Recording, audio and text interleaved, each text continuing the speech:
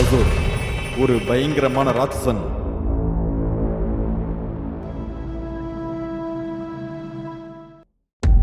ஒரு பயங்கரமான இரவு நேரத்துல பிரம்மாண்டமா இருக்கிற ஒரு அரண்மனைக்குள்ள ரொம்ப பயங்கரமான ஒரு உண்மை மறைஞ்சிருக்கு. அந்த அரண்மனை ரொம்ப இருட்டாவும் ரொம்ப அமைதியாவும் இருக்கு. அப்போ அந்த பயங்கரமான அரண்மனைக்குள்ள இருக்கிற அந்த மௌனம் சாதாரணமான மௌனம் இல்ல, அது மரணத்தோட மௌனம். மரணத்துக்கு பிறகு மௌனம்தான்.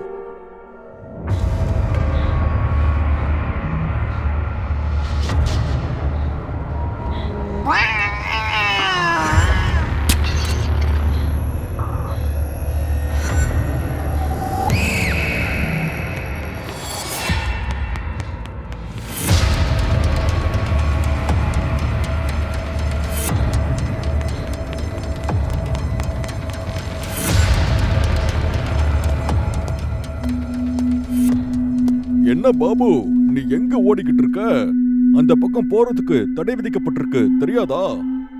ஆனா மாமா, அங்க என்ன இருக்கு? அங்க வெறும் நிலம்தான் இருக்கு. அதுக்கு பின்னாடி ஒரு சுடுகாடு இருக்கு பாபு.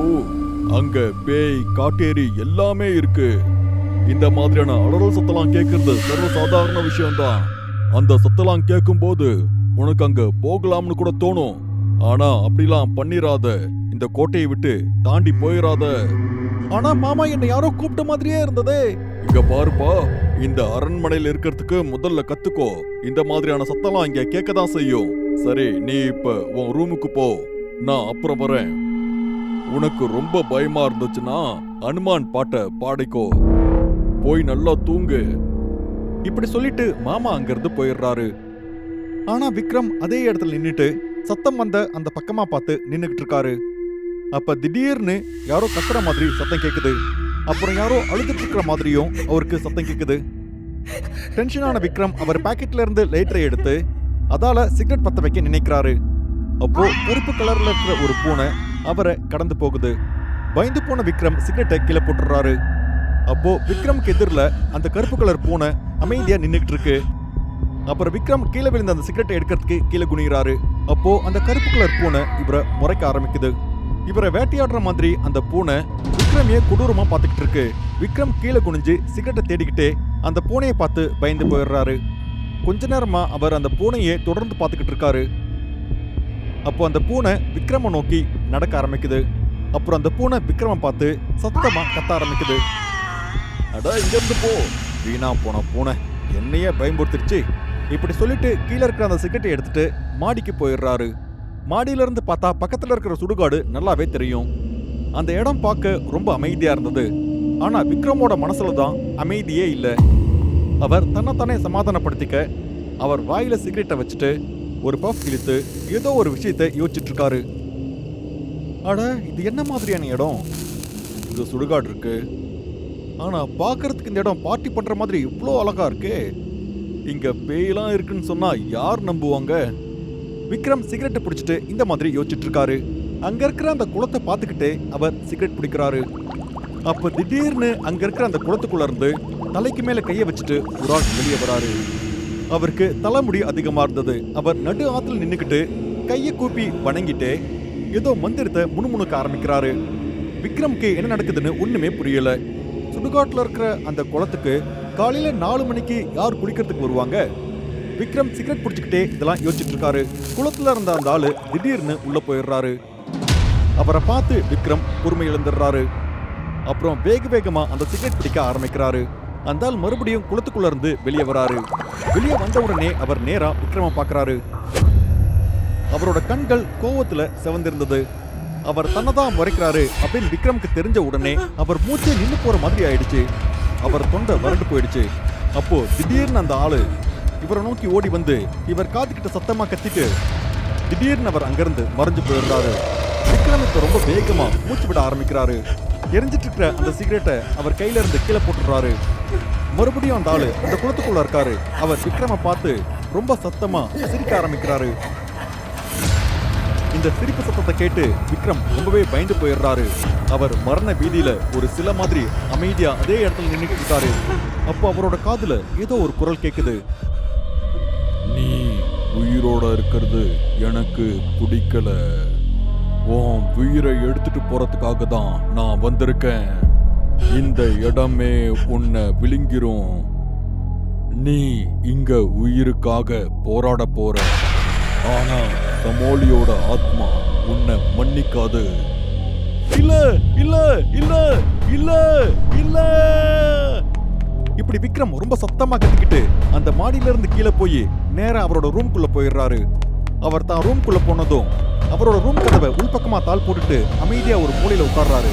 அப்ப யாரோ கதவு தட்ட சத்தம் அவருக்கு கேக்குது. நீ உயிருக்காக எவ்வளவு தூரம் ஓட போற? நீ எங்க போனாலும் உன்னை விடவே மாட்டேன். இங்க இருந்து எங்க போனாலும் முடியாது. உன்னோட ஆத்மா கண்டிப்பா எனக்கு தான். உன் மரணம் நிச்சயம்.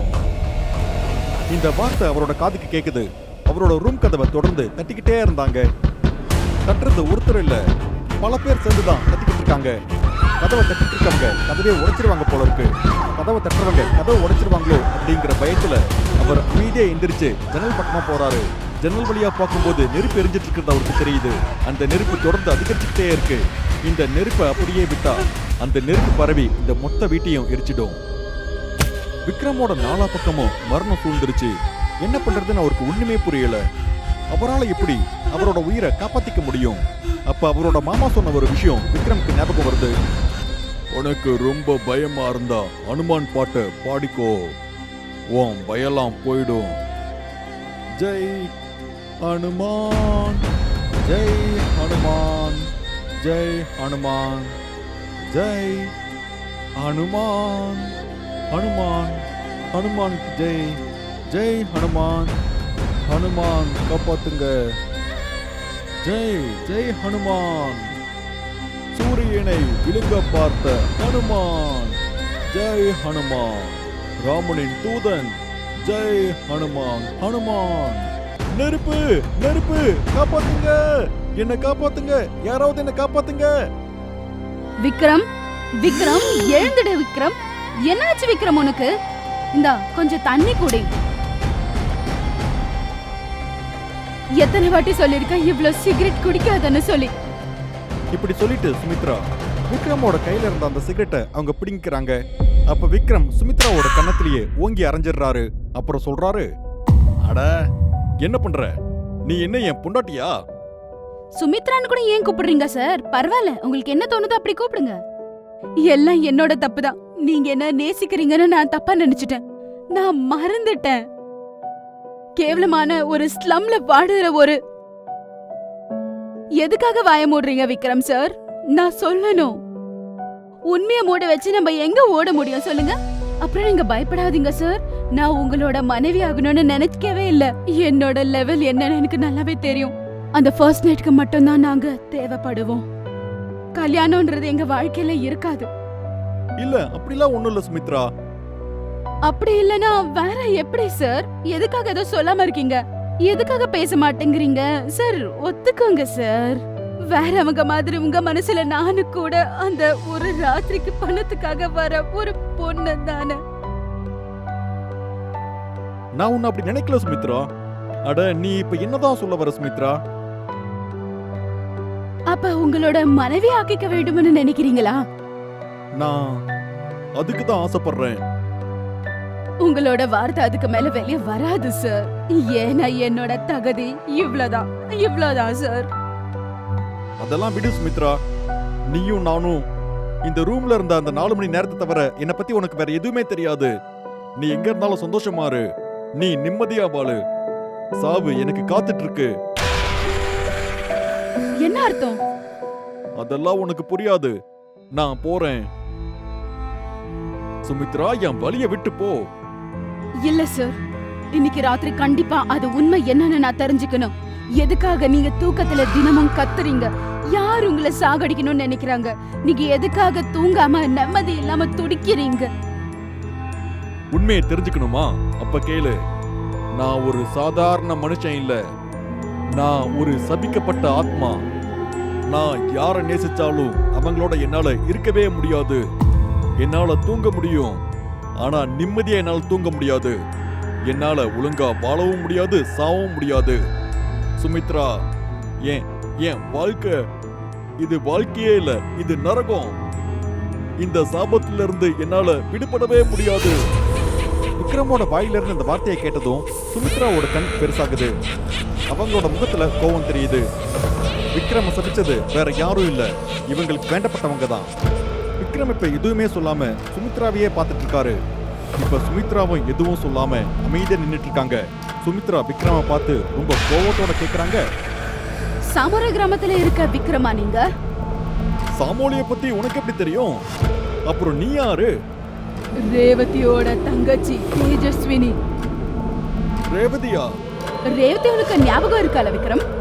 ஏமாத்தி அவளை கூட மறந்துட்டீங்களா? நான் ஒன்னும் ஏமாத்தல சுமித்ரா, நீ என்ன நம்பு. சுமித்ரா இல்ல, தேஜஸ்வினி. இப்படி சொன்ன உடனே சுமித்ராவோட கண் சிவப்பாகுது. அப்புறம் சுமித்ரா கைய மேல தூக்குறாங்க.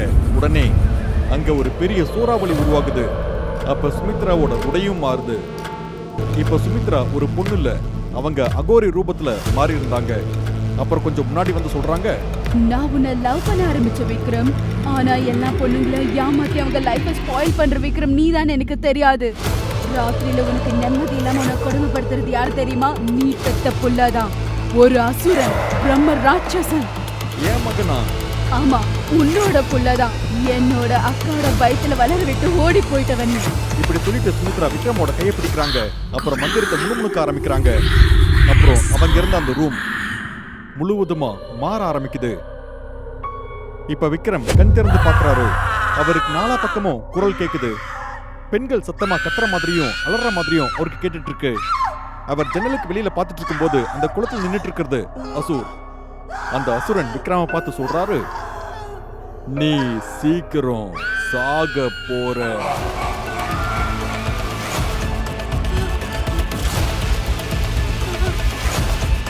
விக்ரமுக்கு ஏன் இந்த நிலைமை வந்தது? விக்ரமோட மகன் அசுரன் எப்பேற்பட்டவன்? இந்த அசுரன் எப்படி ஒரு பிரம்ம ராட்சசனானா? தேஜஸ்வினி எப்படி சுமித்ராவா மாறினாங்க? அவங்க விக்ரம காதலிப்பாங்களா இல்ல விக்ரம பலி கொடுப்பாங்களா? இதெல்லாம் நாம அடுத்த எபிசோட்ல பார்க்கலாம். பயங்கரமா இருக்கிற இந்த மாதிரியான கதைகளை பார்க்கறதுக்காக டூடு டிவி ஹாரர் தமிழுக்கு உடனே சப்ஸ்கிரைப் பண்ணுங்க. அப்புறம் உங்களோட கதையும் இந்த உலகத்துல இருக்கிறவங்க பார்க்கணும்னு நீங்க ஆசைப்பட்டீங்கன்னா உடனே டூடு டிவி மெயில் அட்ரஸ்க்கு உங்களோட கதையை அனுப்புங்க. அடுத்த பயங்கரமான கதை உங்களோட தான் இருக்கிறதுக்கும் வாய்ப்பு இருக்கு.